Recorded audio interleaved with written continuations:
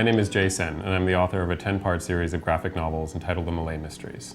The first volume is called Garlands of Moonlight. The second volume is called The Ghost of Silver Cliff. The third episode in the series is Island of Glass and Ashes. And the fourth book, which has just been published, is Sita's Shadow and Other Stories. The stories are inspired by my time living in Indonesia, where I went to high school and my family lived for 6 years.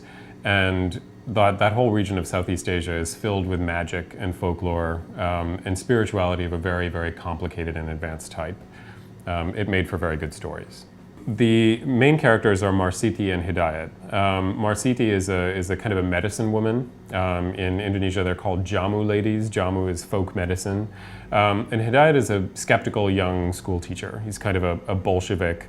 The series is set in 1910 at the turn of the century. It's a very important time in Indonesia. And so this is kind of the traditional and the modern clashing. Marsiti is actually based on a cook that used to work for my family.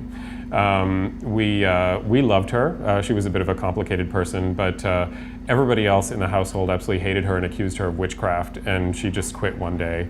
And I had this idea of a character like that that goes around trying to help people. Most of the time she annoys them.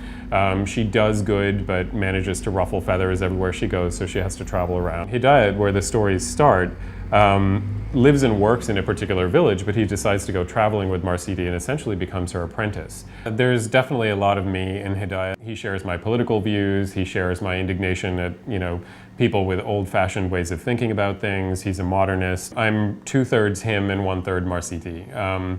When I was a teenager, I was very, very rational and all about science and learning, and actually missed a lot of the spirituality that was around me. And I come from India, which is a very, very spiritual culture, but I'm a very modern person as well. And as I've gotten older, I've started to understand that there's more to the way that the world works. The real reason that I wrote this is that I love those stories. I missed Indonesia at that point. I had been living away from Indonesia for probably about 10 years. And I was homesick for it. It was home for me. And I was able to recreate these characters and re-enter that world and experience a part of it that I hadn't really appreciated when I lived there originally. The time that I was living there was almost 100 years after the worst of what happened in that country. And I was seeing the aftermath, and it was great to actually sort of rewind back to where some of it really started, and the experiences of that culture under a foreign power, trying to find itself when it had never really had to think about itself. And this is an island culture where even the language doesn't have tense, it doesn't have gender, it's very hard to describe things in terms of time, and that works for them, and that works for the way that their culture is a phenomenon. And they came up against this Western culture that was very, very specific in the way that it worked, and they were very vulnerable to being taken over by that culture. And this was about how this culture keeps in contact with itself, with all these things, all these pressures around it. If you've ever had the experience of being an outsider, and we all have, you should be able to relate to almost every single one of the characters in the Malay Mysteries. One of the things that I very deliberately not done is made people just easily good or evil. One of the portrayals that has generated a lot of discussion in the books is the way that the Dutch are portrayed in the series. And it's a little easy, the way that they're portrayed in the first couple of books, to see them as evil or the bad guys. They actually have a lot of humanity in them, and that's especially explored in the fourth book, Sita's Shadow, where you get a lot of insight into what their experience was in this very foreign place. And so it's not an easy kind of, good and evil, just like the whole rest of the series and just like Malay spirituality.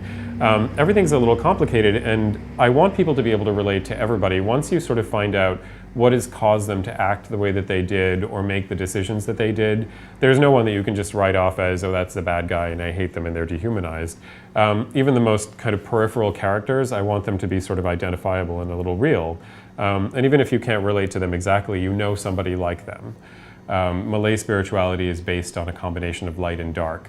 These are people who live on or near the equator, and their days and nights are of exactly equal length all throughout the year. They don't have seasons. So the contrast for them is light and dark.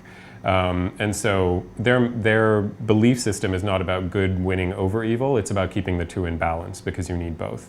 So these books are sort of divided into black books and white books, stories of good, or ones that have good outcomes, and stories of evil. And ultimately, what the stories are about, the way that I've written them, is about balancing these two things as well.